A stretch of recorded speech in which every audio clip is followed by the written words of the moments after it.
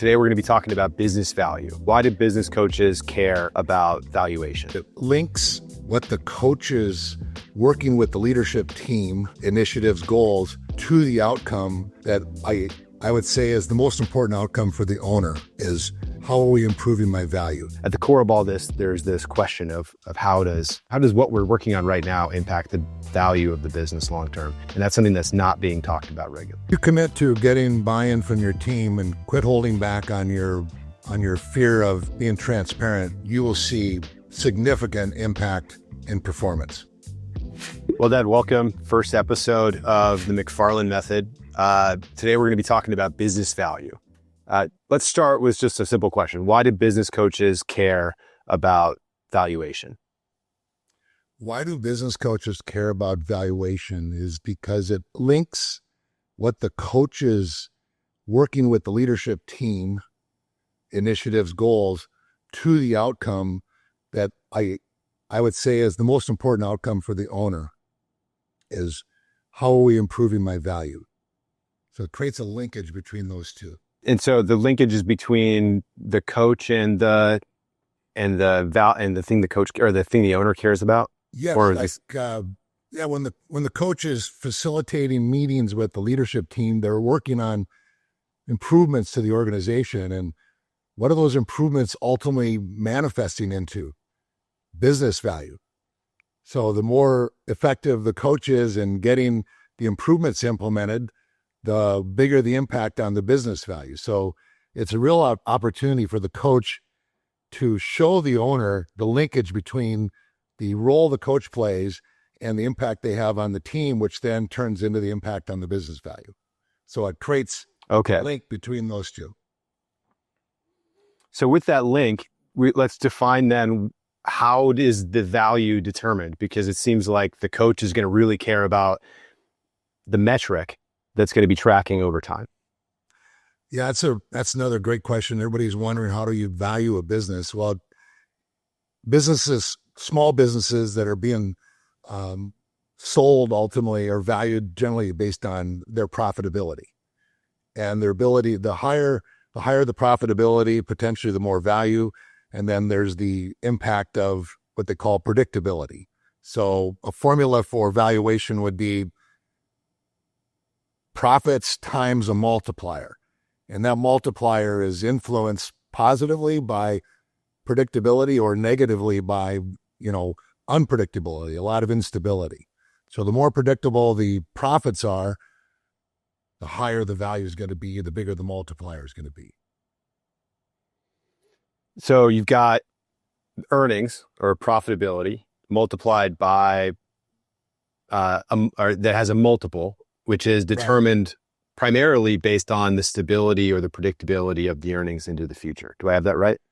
Yeah. So the earnings are usually characterized as EBITDA, earnings before interest, taxes, depreciation, amortization. That's a lot of accounting terms, but by and large is how profitable is the business. And then they value it based on a multiple of those profits. How likely are those profits to be sustained in the future? So, for example, a publicly traded company on the Standard & Poor's 500 has what they call a price earnings ratio, which is a multiple of its earnings of about 22, 23. So there's so much faith in the predictability of the earnings that people are willing to pay 22 times those earnings to buy that stock. So in a small business, if you can get 4 times earnings, that usually represents a high degree of variability, and you're working on trying to even that variability out. And a coach does that through facilitation of improvements. And if they are successful, then they'll increase the multiplier from 4 to 5 to 6 to 8 or some other number. Okay. So the coach can look at where the business is right now and get an idea of that multiplier just based on the stability and predictability of revenue over time. You talked about the improvements that a coach might make or might try to influence. Let's just take a second and talk about that. What drives predictability? Well, if there are processes in place that are followed regarding the most common activities, then you can predict the outcome based on what happened in the past using the data. So a coach can look at how operational discipline, how much operational discipline exists in the business in standard operating procedures, which tends to be one of the biggest initiatives that I've seen in my experience that coaches are implementing towards with the leadership team. So getting those standard operating procedures in place and then have those operating procedures followed by the people that are playing the roles that are closest to the problem. And so that's the first. Okay. So that's the first piece is yep. predictable operating systems. What are the other components? Then you have the right people that are, who will understand their responsibility in the delivery of the experience or the service for the client or the product, that are caring enough about the outcome that they would be looking for ways to please the client or make the client's experience that much more enjoyable. So getting the right people playing roles that are key to the client experience. So if you have a organization where you're delivering a service, then the people that are delivering that service, if they're meeting the expectations of the client routinely, then you have your people aspect of the business right. So operating systems run by people tend to create a higher degree of predictability. And the third factor then would be basically applying technology or systems that help allow for greater speed or more complexity without interrupting the service. So application of technology, people running the system, and then the adhering to the operating systems. Those would be three that create predictable income.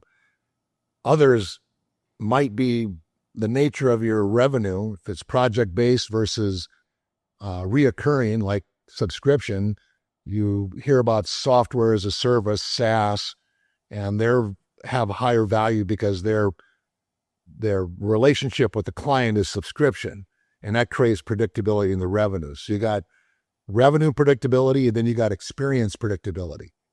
And if you can do those two things pretty well, then you have high probability of increasing your multiplier. Okay, so let's recap that really quick. So we have predictable operating systems. You got to start there.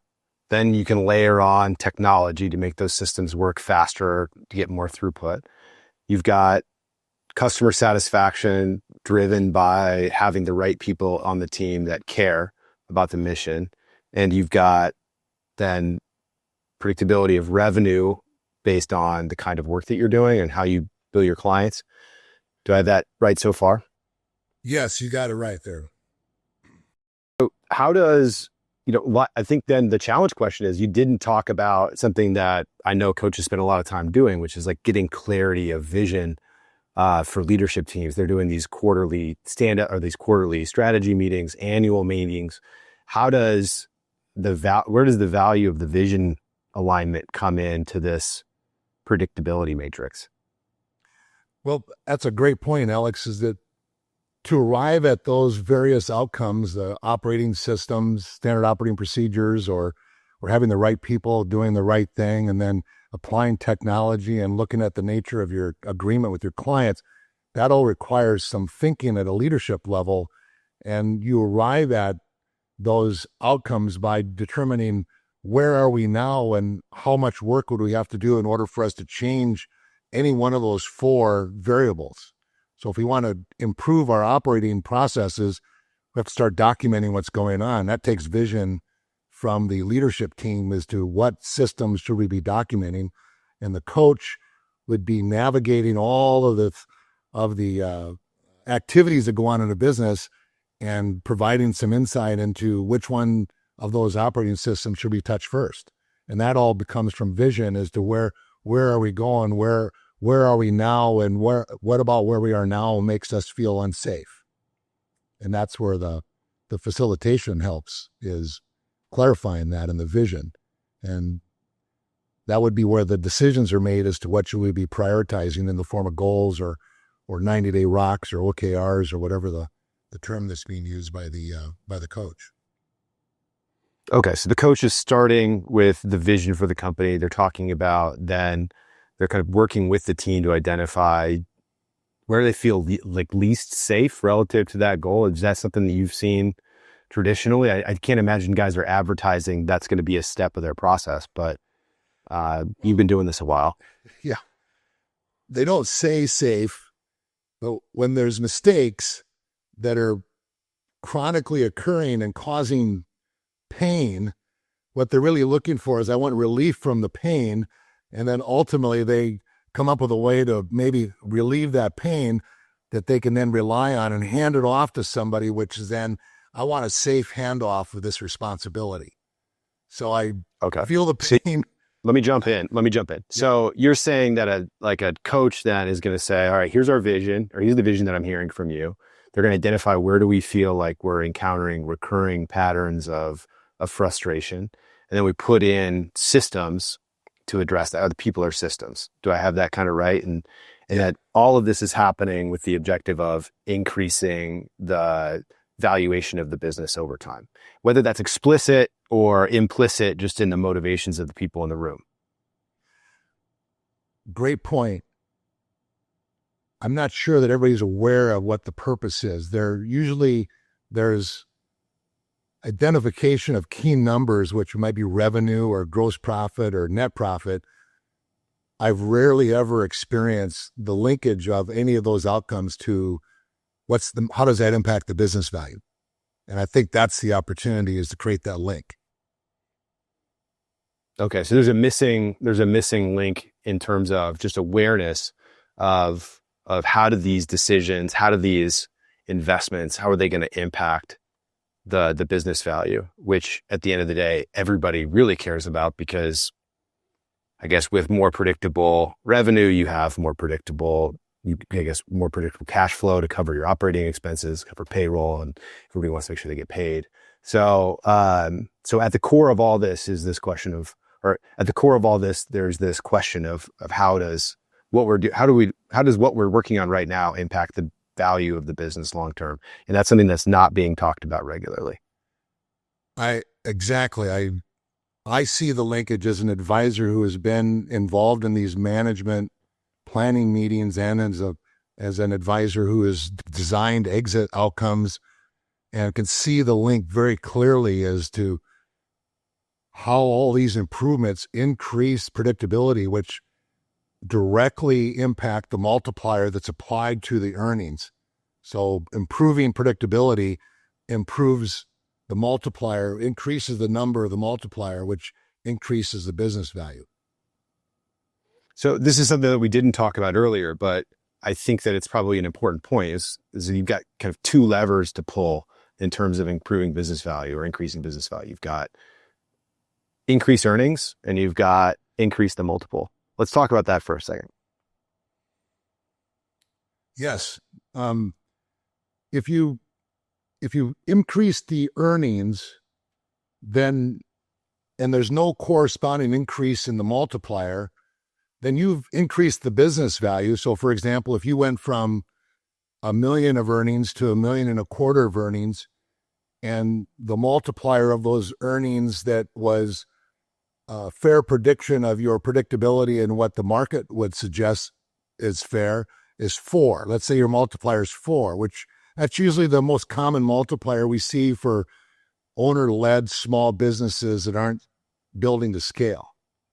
So 4 times $1 million is $4 million. If you improve it to $1.25 million, 4 times $1.25 million is $5 million. So you've increased your business value by $1 million, which is really quite significant.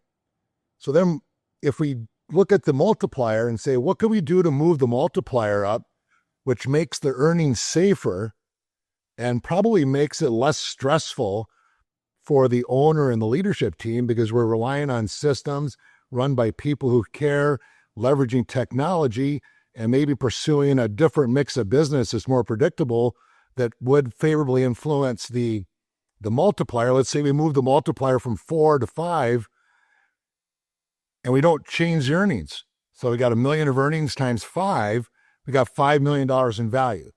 So we can increase the value by going for the earnings only, that we're probably having a lot of stress because it's taking hero effort to get done, or we can work on the business and make it more operationally sound, safer, and increase the multiplier without worrying about the earnings so much and get the same place. So most businesses, when they sell, they're really the buyers looking at the predictability of the earnings, and that's where the value tends to have the biggest impact. Is how do I increase the value of my business? It's by increasing the predictability. So we talk about this all the time, right? Like, this predictability is something that I really care about. It's something that you've seen grow in importance over time.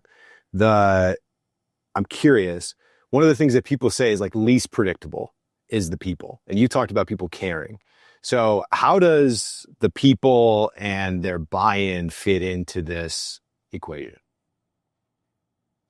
Well, that's the hardest part for most business owners, because they're somewhat reluctant to enter into interpersonal relationships with their team and understand what their team wants. And a coach standing between an owner and a senior leader and helping them get to know each other better and understand what each other's motivations are has a favorable effect on buy-in. For example, there's a psychological construct called reciprocity, which is, to the extent that I care about your well-being and happiness, and I express that through my interest in you, you are going to have a reciprocal effect and care about my well-being and happiness. So if an owner were to go to their senior leaders and ask them some questions about their relationship with the company and what is it that's going on in their life that the company might be able to help them with, or why are they here, things that would reveal to the owner what the person's motivation is, that has a very substantial impact on buy-in. Okay, so let's take a pause there. So what is buy-in? Just simply put again, buy-in is how somebody like views the goals of the company as being aligned with their own individual goals. Yes. How well aligned that is. Yeah. Thank you for that clarification. That's it. That's that. They call that goal alignment. So you're exactly right. So let's go back then to predictability and talk about just like, okay, clarity of vision, for example. How does buy-in affect that lever for from a coach's perspective, from an owner's perspective? Ideally, the owner would go to the key people before he was selling them on his vision and understand what it is they wanted in their relationship with the company to secure that buy-in. And then would take the opportunity to share the vision that he or she has for the business and get buy-in on that outcome based on the linkage between what he wants and what the key employees said they wanted, the senior leaders said they wanted. And then be able to answer 4 key questions. 1, where are we going? 2, Yep. I apologize. Let's save that for another episode. So we've got basically clarity of vision and alignment that equals buy-in is going to ensure for the owner that the team sticks around through a transition, which is a really key question that any buyer is going to be digging around in. Is that probably the most nerve-wracking period in the owner's life, is that time when they're decided they want to sell and all they need to tell their team what their intentions are.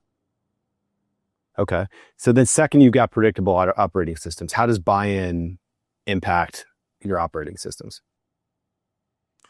Well, the people who care about not seeing mistakes are the ones who potentially go out of their way to resolve mistakes or see opportunities to prevent mistakes in the future and proactively address them, make recommendations for alternative ways of doing things.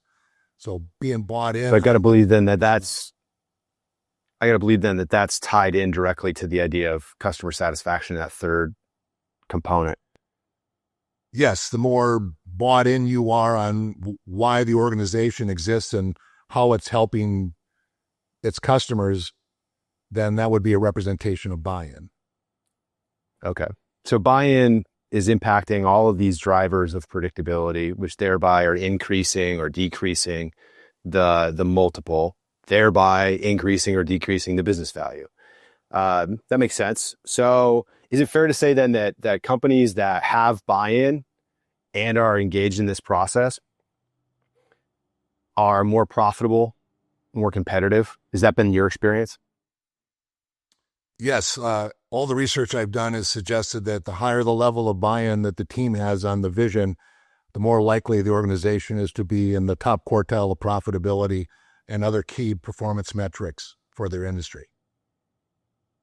Okay. So this is your missing link then that people aren't talking about when it comes to business value. Is you've got basically the idea of we should be focusing on not just increasing earnings, but increasing our multiple and considering how do our people, our key employees and the folks that are out there doing the work every day, how bought in are they to the vision of the company, and so which is a question then of alignment.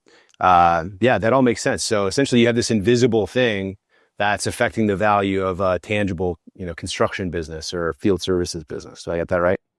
Yes. Yeah. If you get buy-in and you're operating with systems and technology and have reoccurring revenue relationships or predictable repeat customers, you're going to have a bigger multiple. Okay. All right, great. Well, that seems like a good place for us to pause for today. Our goal is to just have very digestible, short pieces of conversation that help coaches to be able to be more effective at pulling the levers on behalf of their clients or guiding their clients on those pulling those levers. So we're going to be talking more about how does buy-in work, how does the systems work, kind of when do you prioritize different things. But we're going to start with human, kind of the human element as the first series of episodes. So I'm looking forward to doing that. Before we go into the Q&A, do you have any closing thoughts or anything that you'd want to share? If you commit to getting buy-in from your team and quit holding back on your fear of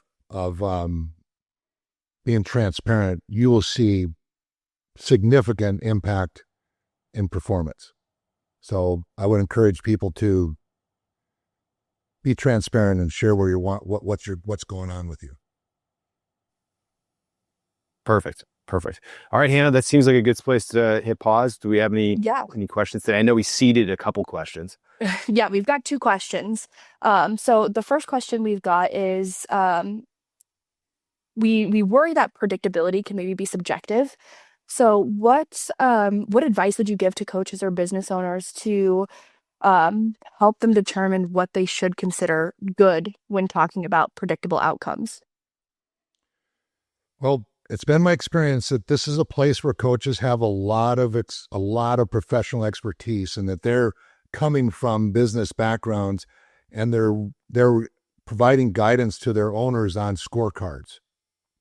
So if an organization is managing its business activities through a scorecard, and they are able to understand what the difference is between good and bad, then they're working their way towards predictability. So looks like we lost Byron. You can't hear him, can you, Alex? No, I can't hear him. So let me take a swing at that while maybe he reconnects. Yeah. So it was a question of like predictability can be subjective. Yeah. How do you ensure that it doesn't just feel good for you, but it is actually true and you do have good predictability? Well, one of the things that we do, right? We don't have 30 years of experience, and just stay on, Hannah. Yeah, don't jump back and forth. It's not helping. The one of the things we do is just measure things, right? So if you can't collect data on it, chances are it's probably not predictable, right? Like I think that there is a certain amount of just measurement and applying some objectivity to some of these questions that one can do, and then also that probably bolsters a story that you can tell to a potential buyer about how predictable the company is. Dad, we lost you in somewhere in that answer. So I think let's move on to the next one, and we can circle back on that topic next time. Yeah. Or in the future. Great. So the last question that we have is, if an owner is, sees the value in getting buy-in, but maybe traditionally they haven't had any of those kind of conversations with their key employees or leadership team, how would you go about framing up that first initial conversation to talk about buy-in? Yeah, what I would do is ask myself questions. What do I know about this person's, what are their goals? Do I know anything about their goals? Do I know anything about their family situation, where they might be struggling with family or health or some other area, and just really try to assess where they're at, and then look at their past experience and ask, what does their past experience inform me about how they might see the world? So if they come from a fairly simple background where no one in their family's ever owned a business before, you telling them how a business actually impacts you as an owner would be a real good move, to let them know that, owning a business is hard emotionally, physically. It's tough on your health. It makes you stay up at night worrying about things. And that kind of transparency creates empathy. And in many ways, that's considered a gift, just being honest with people. And that would be a demonstration of reciprocity. So I would start there. What do I know? This is ironic because I'm at a truck stop in East Texas, and I've got better internet than Dad today. Okay, so transparency is a big motivator for the for that. Okay, great. Well, I think we did a great job today. First episode down. Let's wrap it there. 27 minutes in. Great.